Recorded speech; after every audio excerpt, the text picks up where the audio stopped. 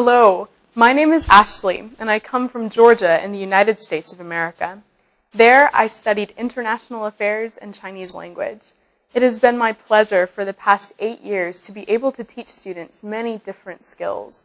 Since coming to China, I've been particularly blessed to be able to teach the English language to enthusiastic Chinese students. Recently, more and more students in China have become interested in studying English language. Many of them spend many hours studying long lists of vocabulary, going to classes, and yet many of them find themselves continually frustrated by not seeing their skills improve very much. In communication with foreigners, they still find it difficult to understand the conversation or to continue improving their language skills. Due to my teaching experience in China, I am honored to be able to show you 4 of the main problems with Chinese students' language learning abilities. And that way we can address them and improve our ability together to communicate and engage with each other. The first main problem that Chinese students encounter is that of pronunciation. Pronunciation is incredibly important because if you don't understand what you're saying, even if you know the word and you know the meaning, but other people can't understand it, you're still not able to communicate with them. So pronunciation is key to learning good English skills. One common problem within pronunciation is that of TH. TH has 2 pronunciations. The hard sound, th, like that, and the soft sound, like thank.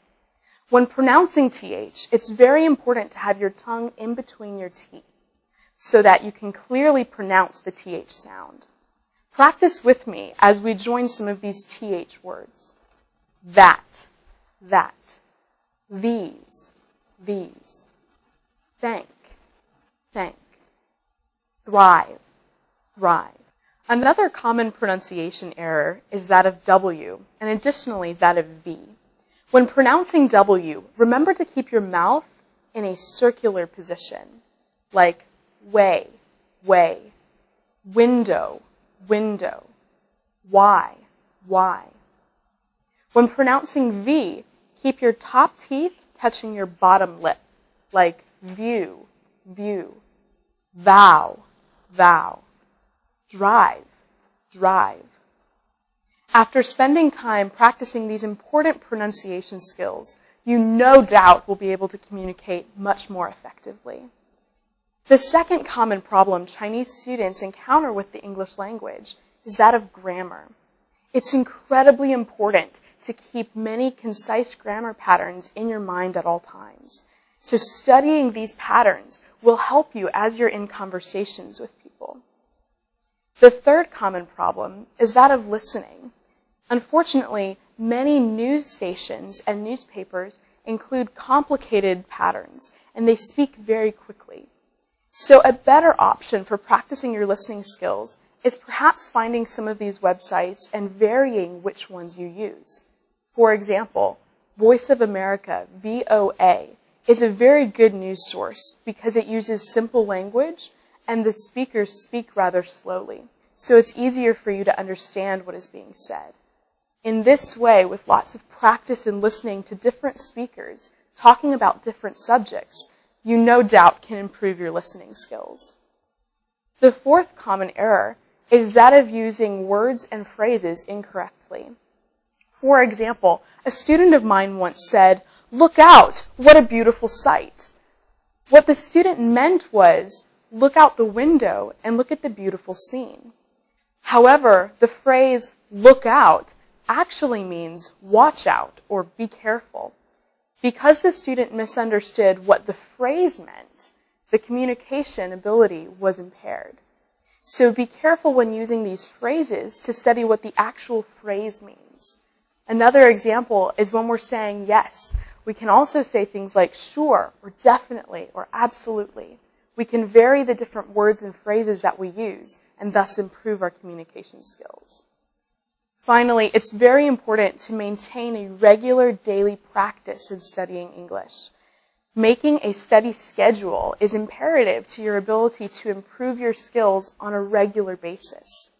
Things like having a certain number of words that you'd practice every day, or reading one news article every day, or practicing a conversation every day.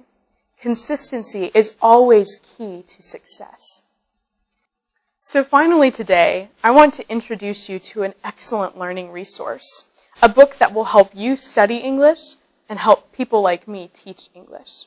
The appearance of this book is quite funny, as you will see when you can look at the book. Inside the book, there are 5 chapters that range in content from pronunciation all the way to conversation and dialogue. Chapter 1 covers important pronunciation techniques, including funny cartoons and pictures to look at, with recordings of native speakers so you can hear the accurate pronunciation. Chapter 2 then moves on to cover grammar structures, helping you to use the words that you know in the proper construct. If you're confused about, well, how do I do this in a certain context? What do I say in this situation? Chapter 3 is the answer you're looking for, including conversations in daily situations that help you use the words you know in everyday life.